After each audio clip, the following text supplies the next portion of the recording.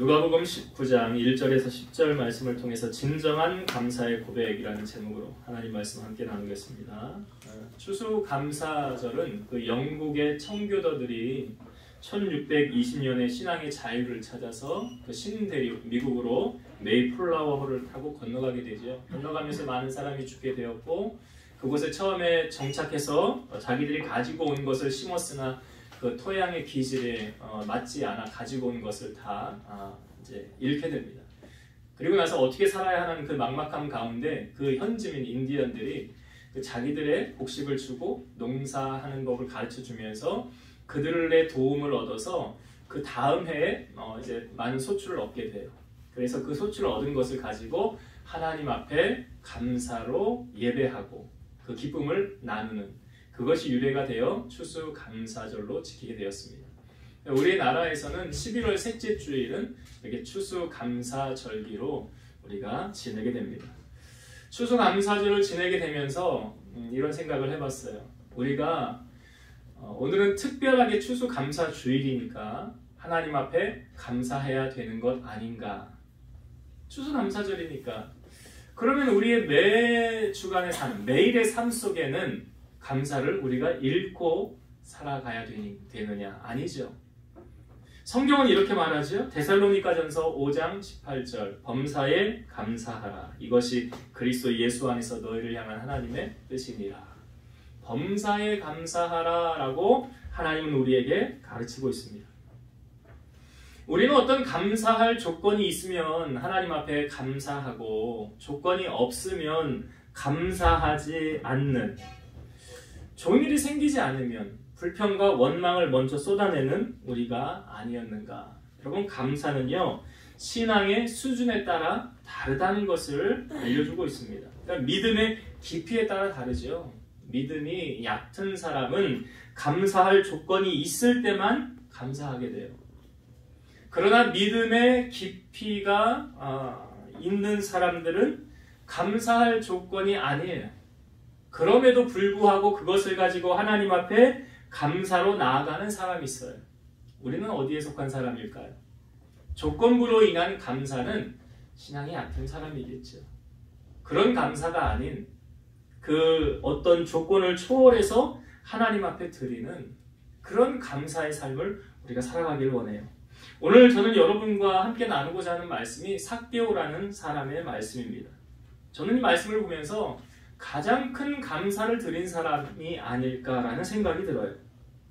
이 삭개오라는 이름의 뜻은 깨끗한 자예요. 이름의 뜻은. 그런데 이 사람의 직업이 나오죠. 여리고의 세리장이었더라. 당시 세리는 그 로마 정부에 협력하면서 자기의 부를 축적하기 위해 부당하게 많은 세금을 징수하는, 착복하는, 그렇기 때문에 유대인들에게 많은 미움과 멸시와 천대를 받는 사람들이었어요. 그러니까 성경에도 말하기를 세리는 어떤 부류에 속한 사람은 천한 부류, 죄인의 부류. 그러니까 저들하고 함께 있지도 않고 먹지도 않고 가지도 않는 유대인들의 경멸의 대상으로 생각했던 사람이 세리들이에요. 근데 예수님의 제자 가운데도 한 사람 세리 있죠. 마태가 세리였어요. 세관에 앉은 것을 예수님이 부르시잖아요. 그러니까 너무 기뻐서 레위라고도 하죠. 그 마태가 자기 집에 가서 예수님을 위한 잔치를 벌이지 않습니까? 그러니까 예수님은 사람을 가리시는 분이 아니죠. 근데 오늘 이 삭개오를 보면서 이 사람은 어떤 사람인가? 오늘 2절과 3절의 말씀을 한번 다시 볼게요. 삭개오를 우리에게 이렇게 소개하고 있어요. 2절 삭개오라 이름하는 자가 있으니 세리장이요 또한 부자라. 3절 그가 예수께서 어떠한 사람인가 하여 보고자 하되 키가 작고 사람이 많아 할 수 없어. 저는 이 2절과 3절의 말씀이 연결이 사실은 잘 안 된다고 생각이 들어요. 그래서 예수님도 직접 이런 말씀을 하셨는데 부자가 천국에 가는 것은 낙타가 바늘귀로 들어가는 것보다 어렵다라고 주님 말씀하셨어요.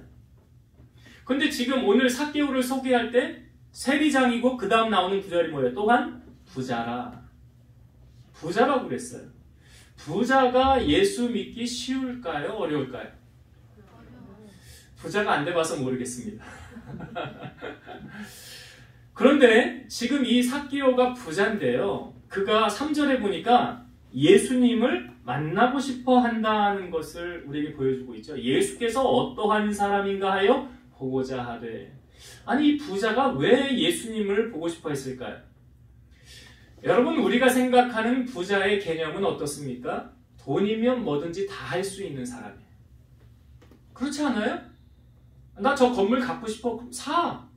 그냥 사는 거예요. 나 저 차 갖고 싶어. 사는 거예요. 아니, 돈으로 할 수 있는 거 다 하는 거예요. 나 집 인테리어 좀 싹 바꾸고 싶어. 그거 돈 들이면 다 할 수 있는 거니까 돈으로 할 수 있는 건 뭐든지 할 수 있는 거예요. 부자는. 그래서 삭개오가 지금 부자라는 거 아닙니까? 근데 이 부자가 왜 예수님을 지금 찾고 예수님을 왜 만나고 싶어 했을까요? 이렇게 생각할 수 있죠. 돈으로 할 수 없는 그 무언가가 있더라. 돈은 많지만 돈으로 채워지지 않는 그 무언가가 있더라. 뭐 이런 말 하잖아요. 돈으로 침대는 살 수 있잖아요. 근데 돈으로 잠을 살 수 있어요? 없잖아요. 여러분, 돈으로 행복을 살 수 있습니까? 돈으로 건강을 살 수 있습니까? 없어요.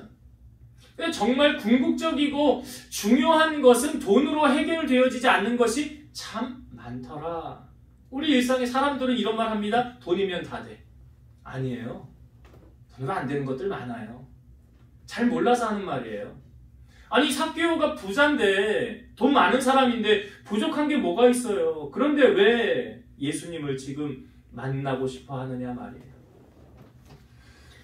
삭개오는 지금 예수님을 어떠한 마음으로 만나고 싶어 합니까? 갈망하고 있다는 것을 보여주고 있어요.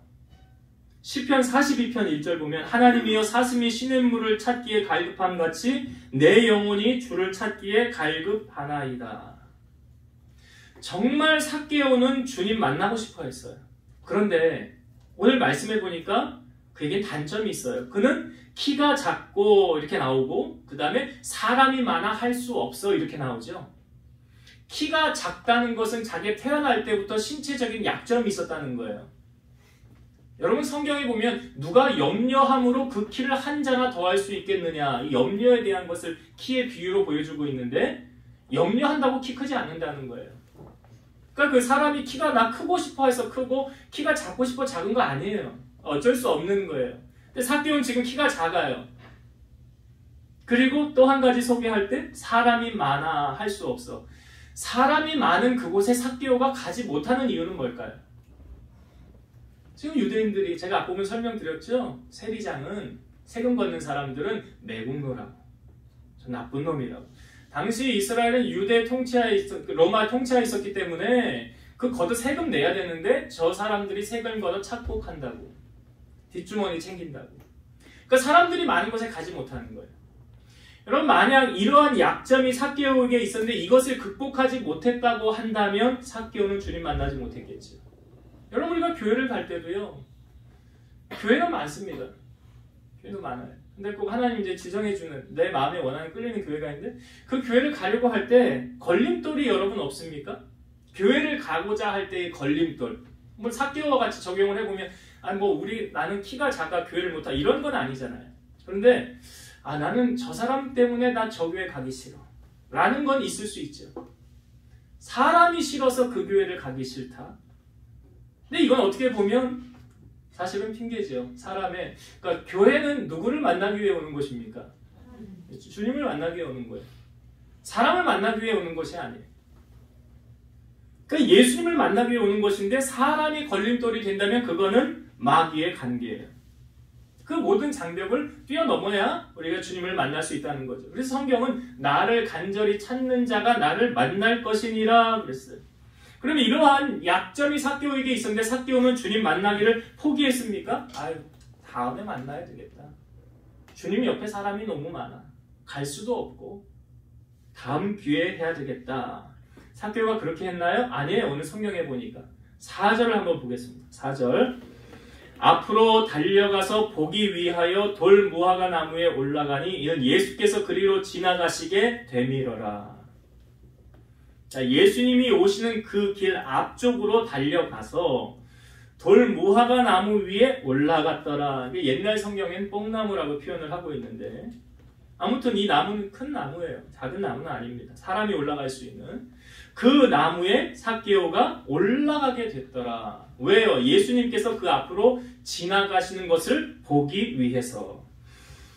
여러분, 다 큰 어른이 나무에 올라가는 것은 지금 세리장이고 또한 부자인데 이 사람이 나무에 올라간다는 것은 자기의 체면을 내려놓는다는 걸 말하는 거예요. 자기의 자존심도 내려놓는다는 걸 말하는 거예요. 아니, 채통머리 없이 다 큰 어른이 지금 뭐 하는 짓이야? 예수님은 이런 말씀을 하십니다. 어린아이와 같지 아니하면 결단코 하나님 나라 천국에 들어갈 수 없다 그랬어요. 어린아이를 보면은 욕심이 없죠. 그리고 순수함을 갖고 있죠. 그리고 정직합니다. 그리고 말 그대로 그냥 순수하게 받아들이는 믿음이 그들 앞에 있어요.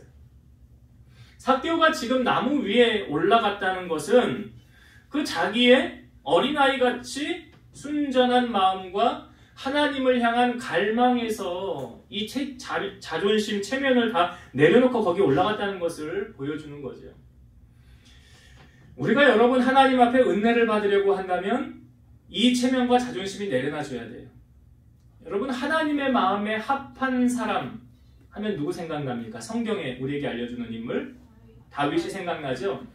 다윗이 왕위의 자리에 앉았을 때 하나님의 법궤를 다윗성으로 옮겨오려고 합니다. 그 아비나답이라는 사람의 집에 법궤가 20년이 있었어요. 그 20년 있던 법궤를 이제 옮겨가는데 이 아비나답이 자기 두 아들을 이 법궤를 그 소가 끄는 수레 위에 이 법궤를 얹어놓고 아들 2명 우사와 아요가 이렇게 끌고 가게 되는 거예요. 그런데 가다가 나곤이라는 사람의 타작마당에서 타작을 치니까 소가 놀라서 들뛰니까 이 법궤가 뒤에 수레에 실려있잖아요. 소가 막 뛰니까 이 법궤가 밑으로 떨어지려고 하는 거예요. 그러니까 이 뒤에서 우사가 법궤가 떨어지면 안 되니까 망가지니까 손으로 받칩니다. 떨어지지 않게 받친 거예요. 그런데 성경이 이렇게 표현하고 있어요. 우사가 잘못함으로 말미암아 하나님이 그를 치시니 그가 거기서 죽으니라. 아니, 법궤가 떨어지는 것을 당연히 받쳐서 망가지지 않게 받쳐야 되는 게 우리의 상식으로면 정상이잖아요. 그런데 하나님은 지금 우사가 잘못했더라. 왜 하나님이 우사에게 진노하셨을까요? 하나님이 정해준 법을 따르지 않았기 때문에 그래요.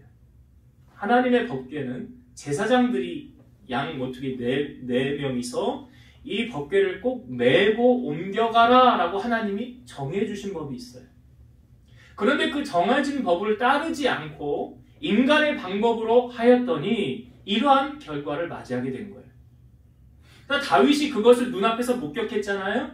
그러니까 하나님이 두려워지는 거예요. 아니, 잘못하다가 나도 저렇게 죽으면 어떡하나?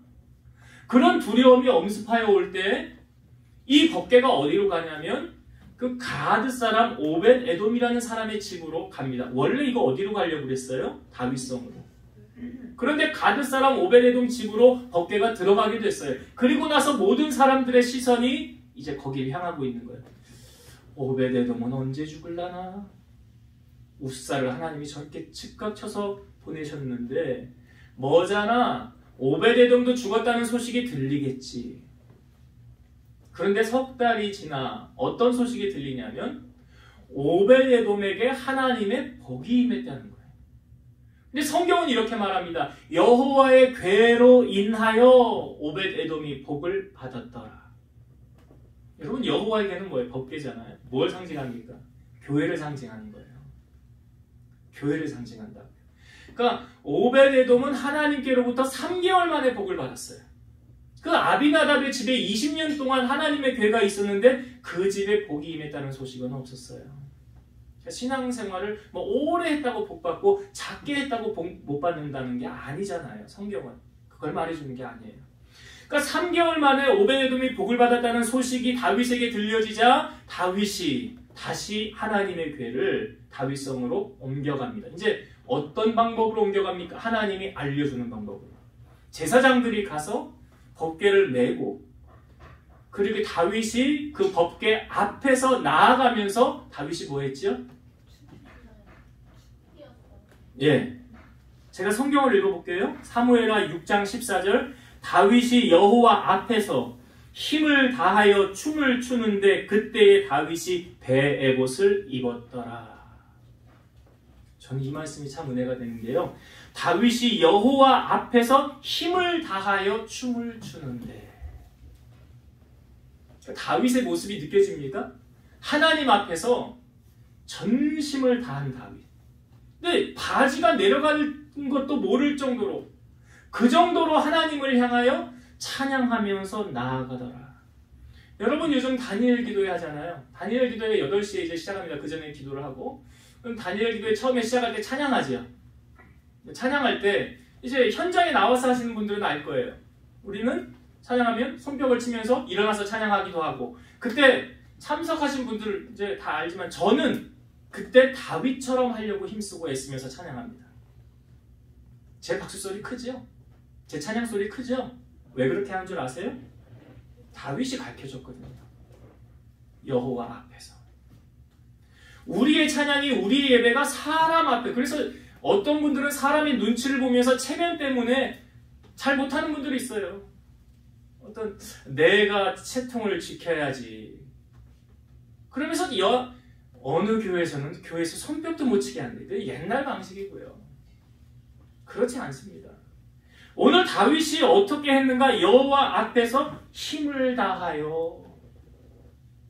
여러분, 우리의 예배가 정말 하나님 앞에서 전심으로 우리가 기도하고 찬양하고 지금 예배하고 있는가? 우리 자신을 점검해 봐야 돼요. 왜 하나님께서 다윗을 내 마음에 합한 자라고 하셨을까? 하나님이 받으시는 예배를 지금 하고 있잖아요. 그렇게 하나님 앞에 힘을 다하여 찬양하고 있잖아요. 그러나 하나님이 마음이 얼마나 흡족하셨겠어요. 우리가 그렇게 하나님 앞에 나아가야 돼요. 그러니까 다윗이 이제 다윗성으로 옮긴 다음에 자기 가정에 들어갔는데요. 그 다윗의 아내, 그 사울의 딸 미갈이 다윗을 보면서 뭐라 그러냐면, 오늘 왕이 어떻게 그렇게 채통머리가 없으신지 사람들 앞에서 부끄럽지도 않습니까? 미갈이요. 막 다윗이 막 그냥 춤추면서 막 바지가랑이 내려가는 것도 모르면서 막 그러니까, 저 왕이 저 뭐 하는 짓이냐고, 저게 채통머리 없고 체면도 없이 말이야.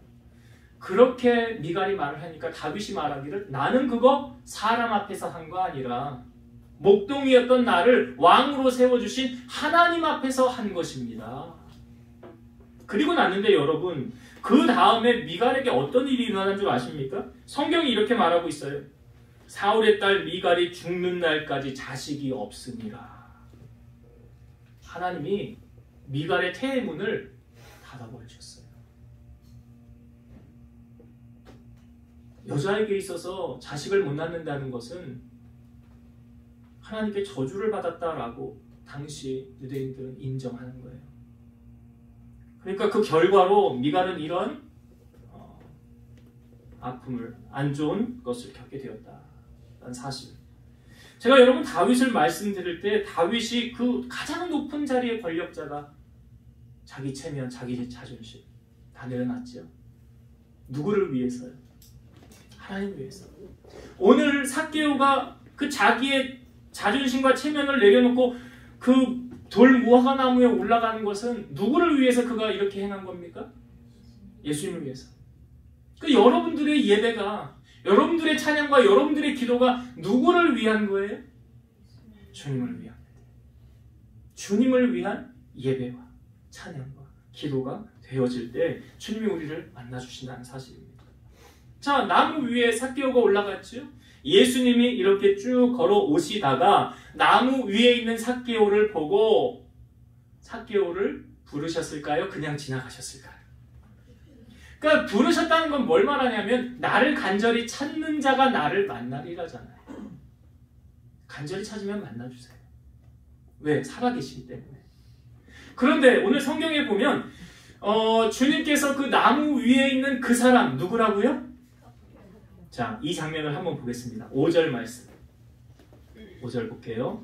예수께서 그곳에 이르사 쳐다보시고 이르시되 삭개오야 속히 내려오라 내가 오늘 내 집에 유하여야 하겠다 하시니. 자, 예수님께서 그 나무 위에 있는 그 사람의 뭘 부릅니까? 이름을 불러요. 질문 드려볼게요. 자, 예수님하고 삭개오가 전에 만난 적 있어요? 없어요? 예? 없죠. 그럼 예수님이 어떻게 이름 아셨을까요? 어떻게 알죠? 말도 안 해줬는데. 나무 위에 있는 그 삭개오야 내려와라. 분명히 이름 부르셨잖아요. 첫 만남인데 무엇을 우리에게 보여주고 있습니까? 여러분, 삭개오가 지금 주님을 만나길 원했죠? 주님을 찾았죠? 중요한 사실은 주님이 먼저 삭개오를 부르신 거예요. 주님이 먼저 부르신 거예요.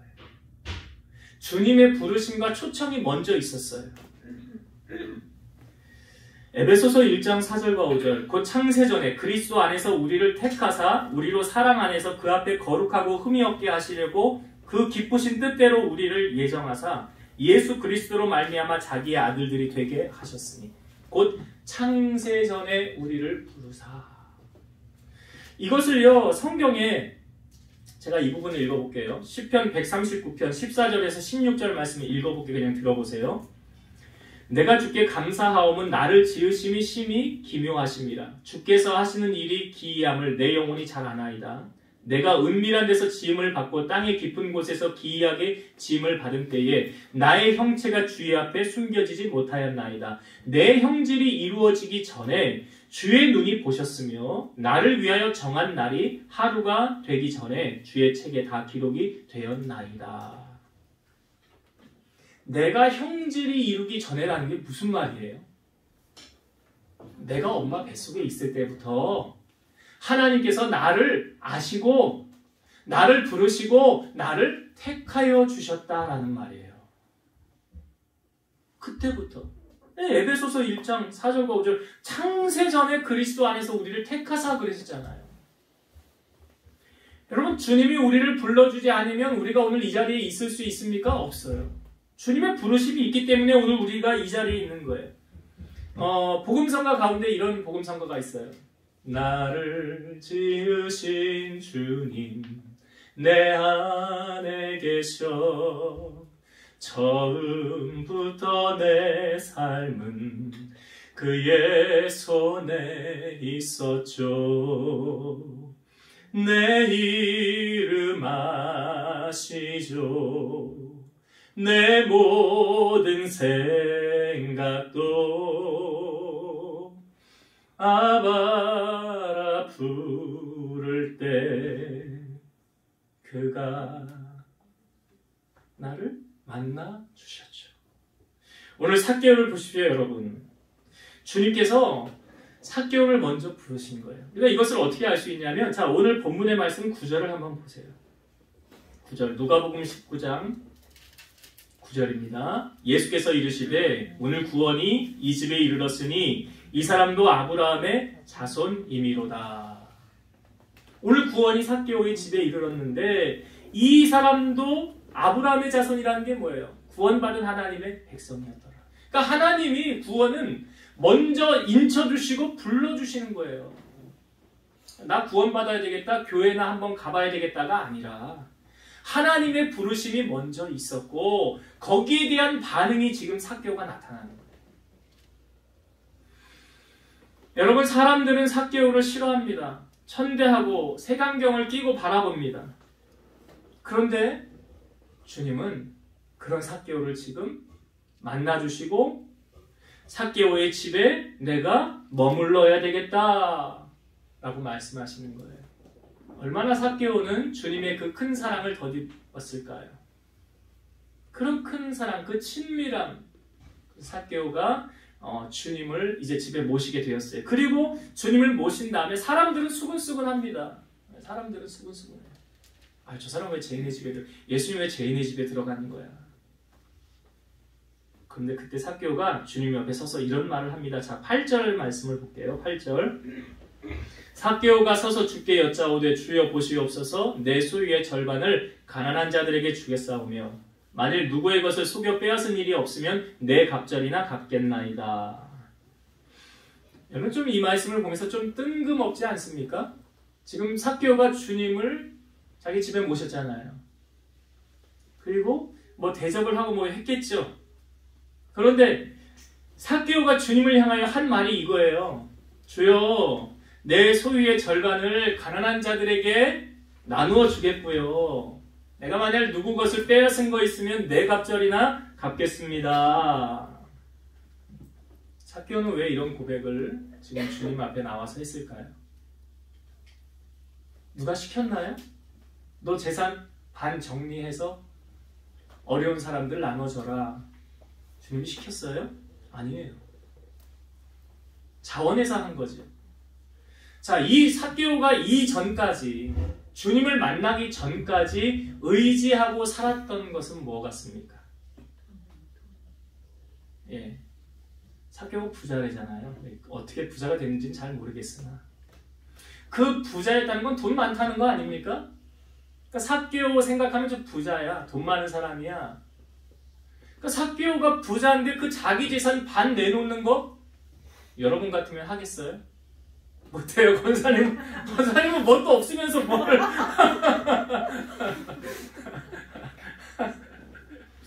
아 11조도요 10억 들어왔을 때 1억 하는 게 힘들지 100만 원 벌어서 10만 원 하는 건 어렵지 않아요. 그러니까 이 돈 많은 부자가요 자기 재산 반 내놓는 거 쉬운 일 아니에요. 근데 삭개오가 지금 왜 주님 앞에 이 고백을 했느냐? 자기가 지금까지 의지하고 살아왔던 것은 돈이었어요. 재물이었어요. 그런데 예수님 만나고 나서 이 고백을 했다는 것은 내가 이제 돈 의지하며 살지 않겠습니다. 나 주님 의지하고 살게요. 이 고백 아니에요? 제가 이렇게 한번 질문 드려볼게요. 여러분 마음속으로 한번 대답해 보세요. 여러분들의 삶 속에 나 이거 없으면 못 살아 하는 한 가지. 그게 뭘까요? 거짓말들 하면 안 돼요.